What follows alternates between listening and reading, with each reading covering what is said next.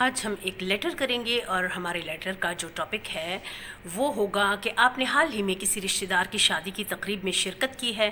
آپ نے اپنے دوست یا سہیلی کے نام ایک خط لکھنا ہے اور اس میں بتانا ہے کہ اس شادی کی تقریبات میں کیا کچھ ہوا اور آپ نے کس طرح سے اس شادی کے جو ایونٹ ہے، جو تقریبات ہیں، ان سے لطف اٹھایا. سب سے پہلے تو آپ اپنے موبائل اسکرین پر خط کا پیٹرن دیکھ رہے ہیں، کس طرح سے ایڈریس لکھا گیا، اور ایڈریس لکھنے کے بعد آپ نے سلام لکھنا ہے. اس کے بعد روایتی آغاز، کیسی جا رہی ہے زندگی، کچھ دوست کا حال احوال پوچھیں، معلوم کریں لائیولی سے جملوں کے ذریعے، اور کچھ اپنا احوال اس کو بتائیں، آج کل آپ کی مصروفیات کیا ہیں، اس سے دوست کو آگاہ کریں. پھر دوست یا سہیلی جس کو آپ خط لکھ رہے ہیں اس کو یہ بتائیں کہ آج آپ نے جو ان کو خط لکھا ہے تو اس خط میں آپ ان کو کیا بتانا چاہ رہے ہیں. آپ ان کو بتائیں کہ ریسنٹلی یا حال ہی میں آپ نے اپنے خاندان میں یا کہیں شادی کی ایک تقریب میں حصہ لیا تھا، وہاں شرکت کی تھی. اس شادی میں آپ کس چیز سے زیادہ محظوظ ہوئے، وہاں پہ کس قسم کی ایکٹیویٹیز ہوئیں، اپنی تمام سرگرمیوں کے حوالے سے آپ نے دوست کو لکھنا ہے. تو ظاہر ہے جب ہم شادی کے حوالے سے تقریب کا احوال لکھیں گے تو سب سے پہلے مہندی کی تقریب ہے، اس کے حوالے سے آپ کچھ تذکرہ کریں. مہندی کی تقریب کے حوالے سے آپ لکھ سکتے ہیں کہ کس طرح سے تمام لڑکیوں نے زرد رنگ کا لباس زیب تن کر رکھا تھا اور بچوں نے بھی اس میں بھرپور شرکت کی. پھر آپ اس میں بتائیے گا کہ کس طرح سے مہندی کی جو تقریب تھی اس میں ڈھولک کی تھاپ پر لڑکیوں اور لڑکوں کے درمیان گانوں کے مقابلے ہوئے، اور کس طرح سے لڑکیوں نے بھرپور انداز سے گانے گا کر لڑکوں کو ہرا دیا، اور لڑکوں نے بھی پھر نعرہ لگایا کہ یہ محفل جو آج سجی ہے اس محفل میں ہے کوئی ہمسا ہو تو سامنے آئے. لیکن جیت جو ہے وہ پھر بھی لڑکیوں کا مقدر ٹھہری.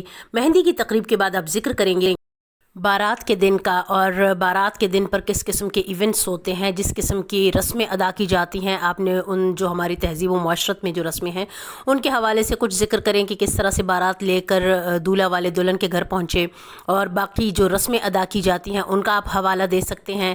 اس کے علاوہ بارات کے دن پر آپ دولہا اور دلہن کے لباس کا تذکرہ کر سکتے ہیں کہ دولہا دلہن نے کیا پہنا تھا، عام طور پر لوگوں نے اس دن کیا پہنا تھا، اور نکاح کا ذکر کر سکتے ہیں جو ایونٹ ایک ہوتا ہے، اور دلہن کا لباس جو ہے اس کے حوالے سے بتا سکتے ہیں کہ دلہن نے کیا پہن رکھا تھا.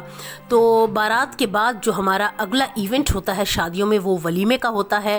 اب آپ ذکر کریں گے ولیمے کا. ولیمے پر حسب معمول جن باتوں کا زیادہ تذکرہ کیا جا سکتا ہے اس میں آپ تمام جو لوگوں نے شرکت کی ان کے لباس کے حوالے سے کہہ سکتے ہیں. دلہن نے کیا لباس پہن رکھا تھا آپ اس کے حوالے سے کچھ ذکر کر دیں چند لائنز میں. اور اس کے علاوہ آپ جو کھانے ہیں ولیمے پہ اس کا جو مینیو ہے اس کے بارے میں تھوڑا سا بتا سکتے ہیں.